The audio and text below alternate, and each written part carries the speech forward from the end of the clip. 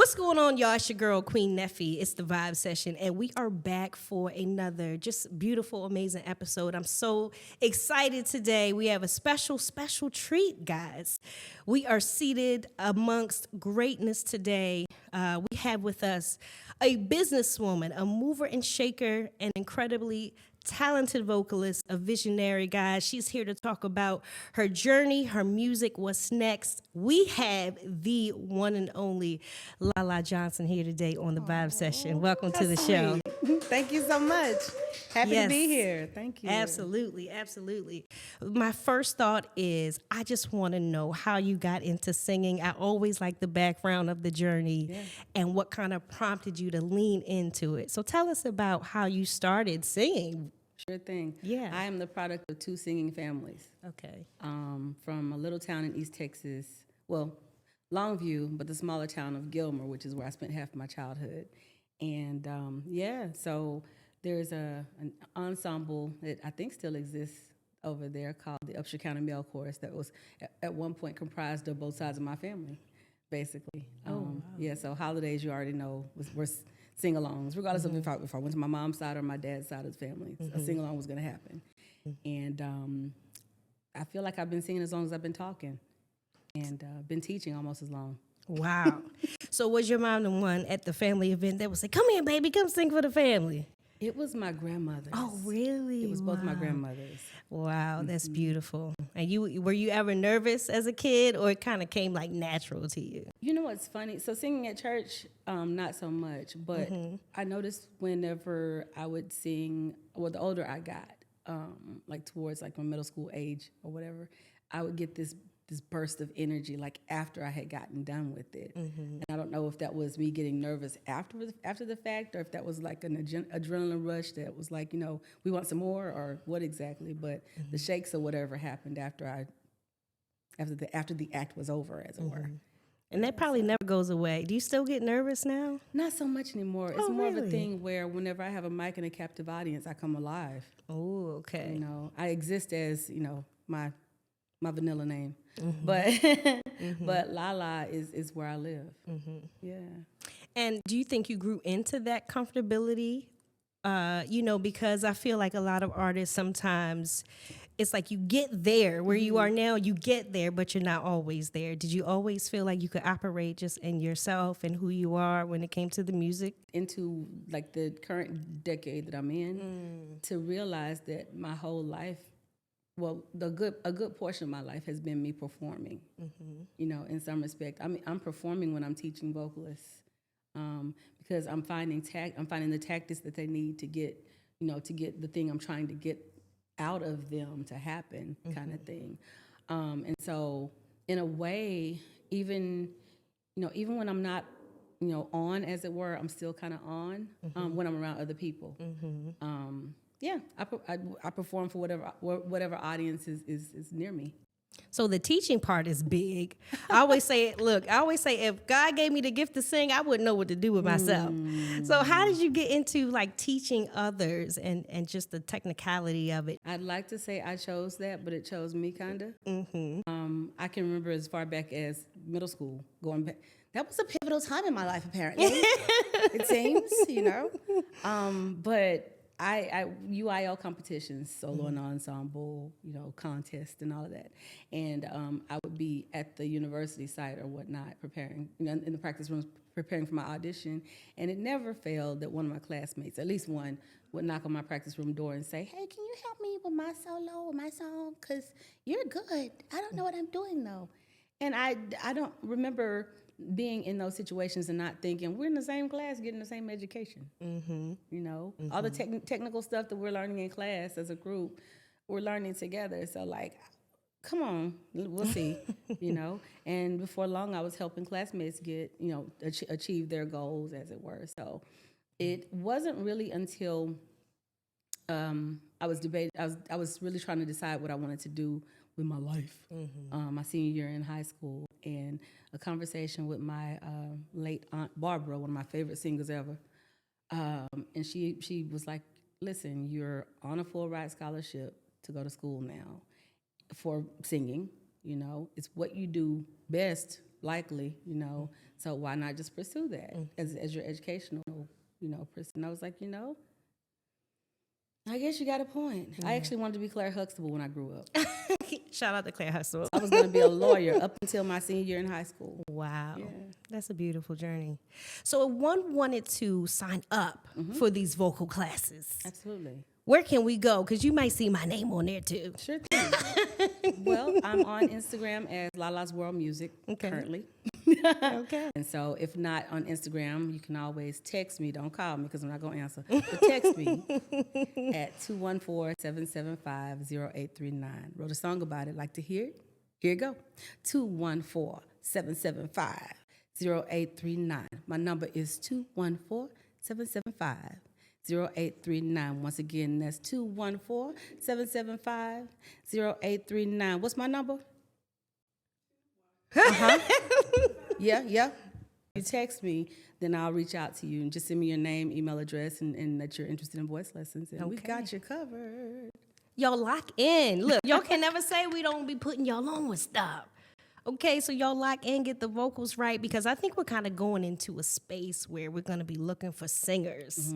Like, I think people are reaching for more right now in the industry, so it'll be interesting to see where it goes. So I'm interested to know, what are your top 5 singers? It's so funny because, like, today's Wednesday? Tuesday.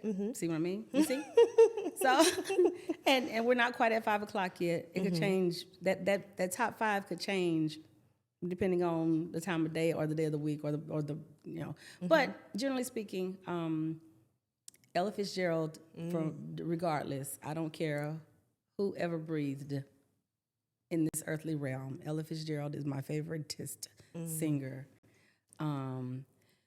Shout out to Whitney Houston, because, you know, she was, it's so funny. Yesterday morning, I posted a video clip of Regina Bell. I don't know if you know who she is. Performing, and throwing down, okay? And I was like, you know what? That was one of my vocal coaches from watching TV, you know? And so I had to, you know, make a nod to her. Angela Winbush. I came up in an era of singles, right? Mickey Howard. Did I get 5 yet? Because I've got more.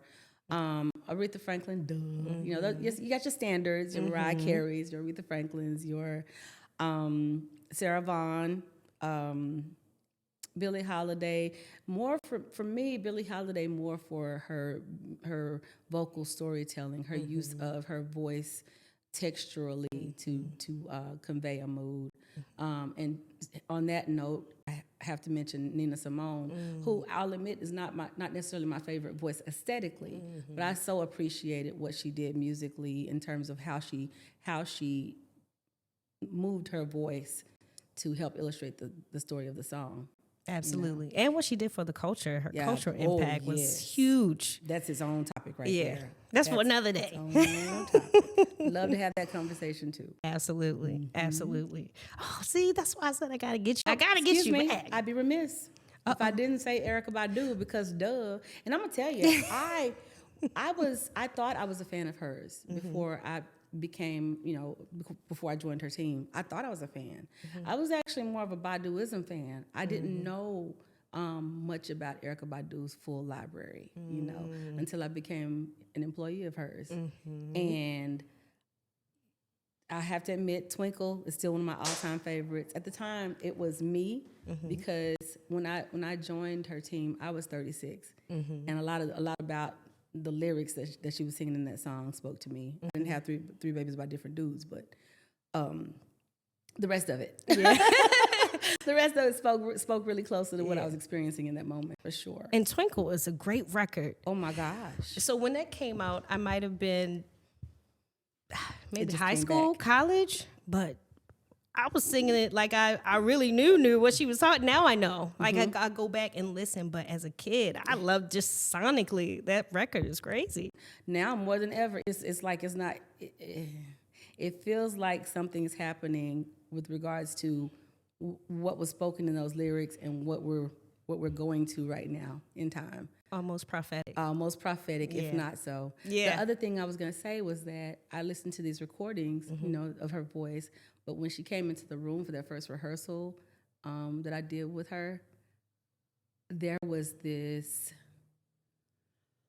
velvet coated honey-ishness about what I heard vocally that the records don't do justice to.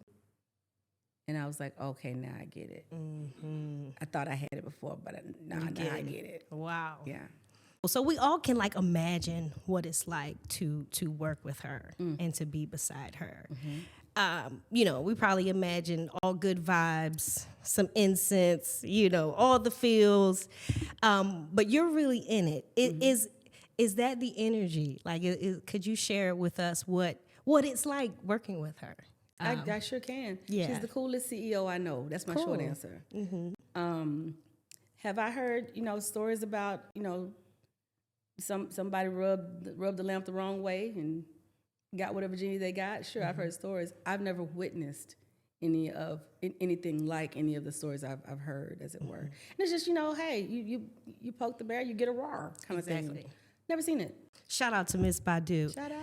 So what moment when you were working with her changed how you saw yourself as an artist?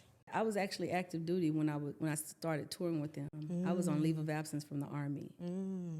And, being a professional, maintaining my military bearing, making sure I'm where I'm supposed to be, when I'm supposed to be doing what I'm supposed to be doing before asked kind of thing was my focus. But also, I was juxtaposing that energy with, I'm here, me, here, happening, now kind of thing, right? And so we get through the first concert. It was the Cape Town Jazz Festival. So my first concert with Team Badu was South Africa. Wow. How amazing is that? Very. Was that your first time? It was my first time in Africa at all. Yeah, that's its own story too. Because I had been saving money to go to West Africa with another group on like a tour kind of thing. And literally a month prior to that, I wound up getting paid to go to South Africa instead. So that's its own story. But we had that first concert, and I remember certain aspects where I was like, don't do it now. Keep it together. And one of those moments was when she spotlighted her sister, who was singing background for her at the time. Shout out to Nayrok Coco. Nayrok Udab in the house. So it was her birthday, and so she paid special tribute to her sister for her birthday on stage. And it made me think of my relationship with my sister. And it also made me think of just how special that moment was, and I got to be a part of it, And I was so ready to just let her rip. I really was. I was, hold it. The minute that concert was over and I stepped to the top of the stairs to go down off the stage, I collapsed. Not physically, but puddle of tears I was. Wow. That was it. And there were so many layers of profundity that took place during that show that yeah. Beautiful. And it's been on ever since. That was 13 years ago. Wow. Crazy work. Crazy work. So how did you even get there? Did you audition? Is it someone you knew? It took about 10 years. Wow, 10 years. I jokingly say. But kind of true though. Yeah. So just being here in Dallas, I say that I studied music at UT Tyler, right? But I didn't get my education in being a professional musician, until I moved to Dallas. So Dallas has been kind of like my finishing school, my graduate school, as it were. And I found people, learned things, went to places. Me meeting her in this capacity kind of started with her. So we gotta talk about that. So I was working retail. I was an invitee of an invitee to the DIFFA Gala. Okay. Shout out to DIFFA, DIFFA. It's an organization with the fashion industry, as it were. And so it turns out Erykah Badu was the special guest performer that night. Robin Roberts hosted. Shout out to Robin Roberts. And I just remember thinking, Yo, it would have been amazing to know what it would have been like to be a fly on the wall with Ella Fitzgerald and Count Basie, and when they were rehearsing, and when I go die, you go die, and it looked like that was what was happening on stage with Erykah Badu that night, right?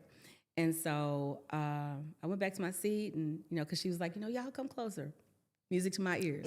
Took my phone up there with me and the thing. So went back to my seat, and I was talking to the lady that was kind enough to invite me to that night, and was telling her about my thoughts, and she was like, well, you should go tell Erykah that. And I was like, yeah, I'll just go tap on the shoulder and tell her that, like she's not already halfway to Paris by now anyway, right? Well, she's like, well, there's a stage, there are doors surrounding the stage, pick one and open it, see what happens. Worst they can tell you is get out of here, right? And I was like, well, you got a point. So I did exactly that, and the door I opened almost hit Badu. Had she been just maybe a foot closer. Did she say something funny? She had her back turned to me. She was talking to some other people. Okay. And so I waited politely, for her to get done. And Miss Badu, and I told her everything that I told Miss Gloria at the seat. And she put her arm in mine. I'm sure she doesn't remember anything about this, but I remember everything about it. Okay. She put her arm in mine and invited me to walk while we talked. And she said, well, the band and I are going to be doing an after party, a jam session over at Sankofa Arts Cafe. Shout out to Sankofa Arts Cafe. If you know, you know. Okay. But yeah, we're going over there to do a jam session, and you should come. You should go out. And I said, yeah, I would love to. Where's this located? And she told me MLK, South Dallas. I was like, I'm already there. Thank you. So I made a beeline, right? Almost left her standing there. That's weird, now that I think about it in hindsight. Made a beeline that direction and wound up on stage singing God Bless the Child with her band, as if we had rehearsed. And you knocked it out of the park. I mean, I ain't gonna say it. She said it. It was what it was, for sure. But yeah, I when I got back to my seat, because I remember seeing Lala Johnson on stage with her, Gino Iglehart. Shout out to Gino, one of my favorite drummers ever. And looking on stage, I was like, yo, that's Millie Jackson's daughter on stage with her, because Keisha Jackson wears her mother's face, and so when I got to the jam session, who did I bump into on my way to the restroom but Keisha herself? And she was like, you signing this list? And I was like, well, I sure. But where's the restroom? Right. So that happened too. It was a very magical night. I walked into Sankofa, and I quickly realized that there was a lot of history in that place, a lot of cultural prestige. There was a picture of Jessica Caremore on the wall. Wow. Again, if you know, you know. I know. Do you know? And then those are spaces you walk in. Sometimes you feel the energy. You feel the energy in there. It was tangible. It's like I could reach up and grab a chunk of it and examine it in my hand, kind of thing. Yeah. So Gino Young was hosting that night, and that's been my bro ever since. Wow. Yeah. That's Shout a out to beautiful Gino. story. I love stories like that, because for me it's like when preparation meets opportunity, meets being in the right place at the right time, and then bringing your best self, your best energy. And it's like God had his hand all in that. So I love stories like that. That's the good stuff right there. Funny enough, so that night led to me meeting people and going to other places, and led me around to R.C. Williams. And it was R.C., interestingly enough, that wound up putting me on. So a lot of people may not know you wear many hats. You're a beautiful vocalist. You're a businesswoman. You're a visionary. You're a vocal coach. You have businesses. You do a lot. So how do you manage and navigate all the roles that you play, all the things that you have to do, all the hats that you wear? How do you navigate that? I know we got Jerry in the building. You got some good people in your corner, but it's hard to get a good solid team. Yes. And it's hard to juggle a lot. How do you manage that?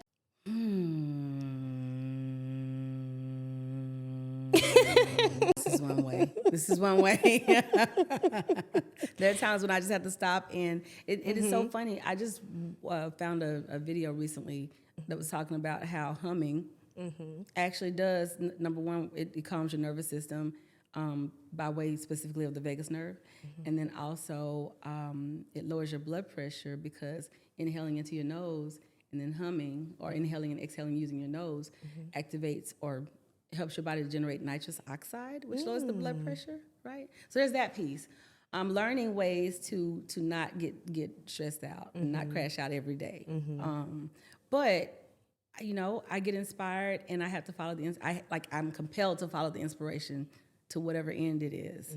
And I'm very grateful that in this stage, I do have a team that's kind of organically assembling around me, and I'm super grateful for that. Jerry Russell has been Team Lala J since Team Lala J was a thing, and he's still rocking with me. He's now my director of community engagement for obvious reasons. And as we are preparing for so I've been doing business. I've been doing business, but my business is now an LLC officially. Yes, so, ma'am. Shout out to We're gonna celebrate that. Get it, that decency and in order, as they say in That's church, right?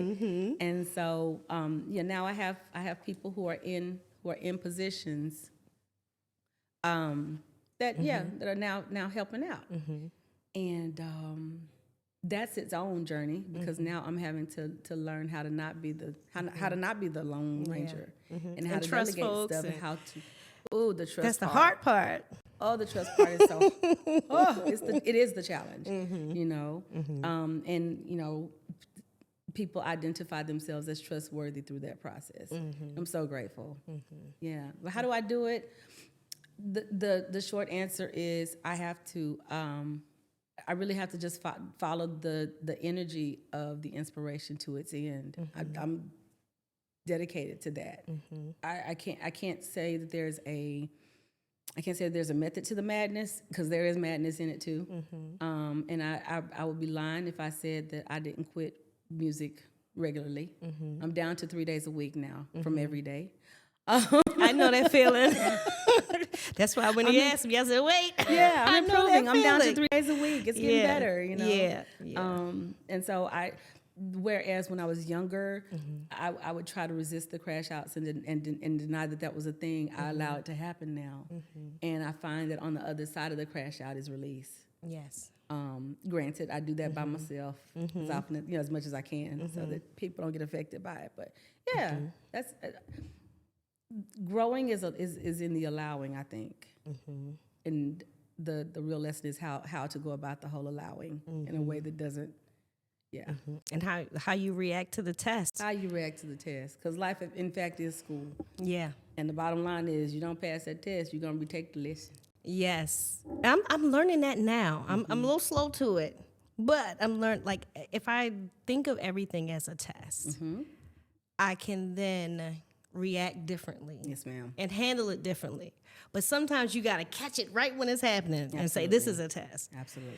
But sometimes that's the hard part. That's part of the test. Yeah. It's realizing that a test is afoot. And it's so funny, because a precursor to that realization for me was when I was in the Army. I was the latter part of my career, I was a chaplain's assistant. Of course, I would do what we call spiritual triage for soldiers and spouses when they would come in to see the chaplain. I wasn't the clergy member; I was the assistant too. And so, while taking care of setting the appointment and just kind of talking them through their thing, it occurred to me that a need for resilience, a need for talking through what that looks like, what it is, and what it looks like for you, kind of thing, became apparent. And then, interestingly enough, a resilience program was built into the Army training. So having said all that, when I realized that asking why me, why this, why is this happening, is not an empowering question to ask.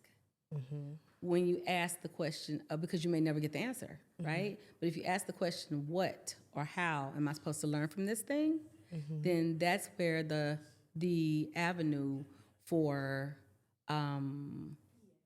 the answer to appear Will come. emerges. Yes. Absolutely. So I want to get into your band. You have an awesome band. So we got to talk about the band and the amazing event that you have coming up.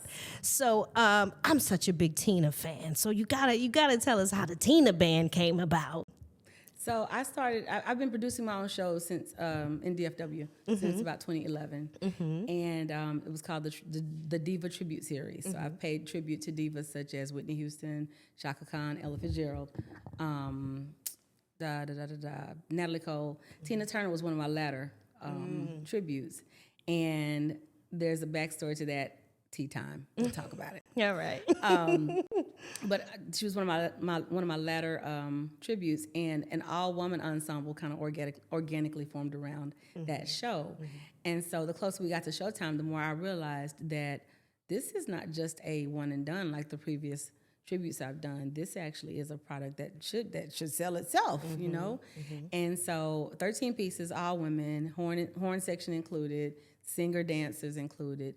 Modeled loosely after the Ikettes, but they're called the Teenettes. And because, as our shirts say, we told Ike to take a hike. Do with that information what you will. And so, yeah, we've been in existence since 2019. So we formed right before the whole pandemic thing happened. And it's been an interesting, series of running starts and restarts. And so back in 2023, I got the idea to do a festival in Tina Turner's honor because it became, I was made aware that Tina Turner was actually in Dallas when she left Ike. I heard that story. In 1976. What was the hotel? It's a hotel. The Statler Hotel. The Statler, that's the one. The hotel is still standing. And when she left him, if you've seen the movie What's Love Got to Do with It, picture this, right? The scene where they were in the limousine. She was wearing that cream-colored, I think, Yves Saint Laurent suit. Okay. Very pretty, like the Very kneeling. pretty. No, it was a pantsuit. That's right. It was a pantsuit. That's right. She's, according to the interview that she gave about that day, she was feeling really good that day. It was a great day. She was feeling, high spirits and everything. So they're in the limousine. They had just gotten off the plane and they were heading to the Statler. And so he started up with her. And, at one point you saw Angela Bassett playing her say, "Not right now, Ike, I'm not in the mood." And she meant that, according to what she said in the interview. And so as the movie portrayed it, that was the one time Tina Turner fought back. Right? And so they got out of the limousine. Both of them were breathing heavy and everything and whatever. Checked into the Statler. And so later that evening, he passed out. And that was her time to make her daring escape. So what is now known as the Lorenzo Hotel was the Ramada Inn back then. And that's where, with 36 cents, if I'm not mistaken, a mobile card and the clothes on her back and, the will to survive, that's what she left with, and caught a cab over to the Ramada, and they hid her for 3 days. So Tina Fest is a commemoration of that fateful night, and July 3rd, good Lord, of 2026 is the 50th anniversary of that happening. And so I launched Tina Fest a couple of years ago to get it off the ground, basically. But this year is the relaunch, the rebirth of that event, as well as the celebration of her rebirth here in Dallas, Texas. And I intend to make Dallas known as the rebirthing place of Tina Turner. Ooh, I love that. Yeah. As it should be. As it should be. As it should be. So when you're up there doing Tina, do you do the Tina version or are we getting anime? I do my best. No, I do my best to do Tina. Well, because a little bit of both. Anime was Tina. They were the same person. Yeah. And it's so again, the more I study her, the more I learn about me, because stage is where I come alive. And she left everything on stage. And it was so interesting. We had a performance at the historic ISIS theater in the Stockyards. And it was 3 days after she passed. Wow. And so the band, we have group messenger or whatever. So the band messaged and was like, Lala, what are we going to do? What, everything okay? We good? I'm like, yo, we've got to. We have to. And in honor of Tina, if she went hard on stage the way she did while she was here, then we got to go ham. Yes. In her honor. And so we did. With your sauce on it. Because you're pushing it. So you also deserve the credit and the honor, because the curators are the ones who keep all of it going. The legacy. We keep the legacy going. So that's an important role. It's really dope. I'm using the word dope. Wow. I used to do. It's okay. Okay, I feel better about myself. Thank you. To think that, it's possible to build in, forwarding or furthering someone else's legacy as a part of my own legacy.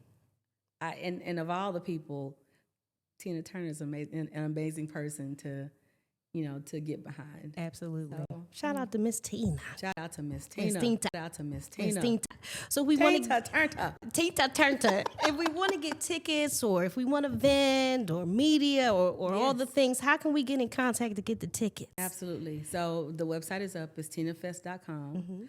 You can text that number. Don't call it, but text that number if you'd like more information as well about vending and or partnership. We are definitely seeking corporate partnership right now. We are towards the latter part of our fundraising phase for Tina Fest, because now it's time to get out there and really promote it. So yeah, if you're interested in partnering with us as a vendor or as a brand partner, this is a really good opportunity. I'm gonna tell you, really good marketing and advertising opportunity, because we're I can't say the location yet, because the ink hasn't dried on that contract. I learned from the best, right? But I can say this. It is on the day of the FIFA World Cup game here in Dallas. It is in a location that is high visibility for the people who are here for that occasion. So partnering with Tina Fest is an opportunity to partner with an event that already has an international draw built in. So if you're a local business owner or if you're a national chain, this is a really good strategic investment to make for your business, partnering with Tina Fest. So reach out to us. Yes, partner with Tina Fest ASAP. This is going to be a big thing. Absolutely. So let's everybody get involved. All hands on deck. All hands on deck. All hands on deck. Go get the tickets. Tina Fest at lwmgrp.com is another avenue to reach out to us about partnership and about tickets and vendor. And all the things. And we'll make sure we plug it on the screen, and we'll make all the links and everything accessible for you guys. You ain't even got to go look for it, okay? Just click on it, okay? Excellent. Miss Lala Johnson, I wish I had all the time to sit with you. I feel like you just have the gems, and you're such a pleasure to talk to. Same. And so it's been great having you on the show. I hope to have you back one day. Look forward to it. You know, you're always welcome. I thank you for coming and sharing your journey with us. And of course, wishing you nothing but the best of luck on Tina Fest. I'm gonna have to pull up, okay? I gotta find me a little shimmy. Come through. Shimmy skirt or something, you know. But such a pleasure, such an honor to have you. Before we get out of here, I always ask my guests to kind of leave the people with something that will resonate with them, something positive. So I guess what advice would you give to a young Black girl who wants to operate in this space, who wants to be full, who wants to be themselves, who wants to be free? What advice would you give them today? Well, there's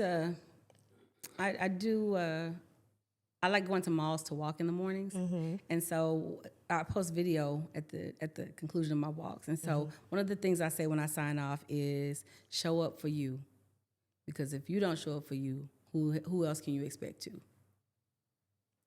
Period. And that'll take you far. That'll take you far. Yeah, because you'll value yourself the most. Absolutely.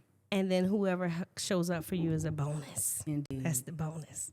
I love it. Miss Lala Johnson, please, before we get out of here, let the people know where they can find you on social media and follow the whole movement. Absolutely. So I'm on Facebook as Lala Johnson, a.k.a. Lala the Goddess. I'm on Instagram as Lala's World Music. Also, iTina Band has a TikTok, and that is i.tina_exp. iTina also has a TikTok, which is, if I'm not mistaken, iTina the Band. So yeah. Once again, if you want to reach out on a personal note, again, don't call me, because I'm not going to answer. Okay, this is an answering service that receives text messages. That number is 214-775-0839. Once again, that's 214-775-0839. My number is 214-775-0839. What's my number, y'all? 775-0839. And that's the number to text your name, your email address, and what you'd like to communicate with me about. Okay? Bow! Don't call me. I'm not going to answer. Bow. I ate my Wheaties this morning, so I remembered. Y'all heard it first. It's the Vibe Session. It's your girl, Queen Neffy. As always, we bringing y'all the hottest guests, y'all, that's out here doing it on their own, getting it out the mud, putting on for the culture. It's been another dope episode. Thank you again, Miss Lala Johnson. It's been amazing. Until next time, we out. Peace.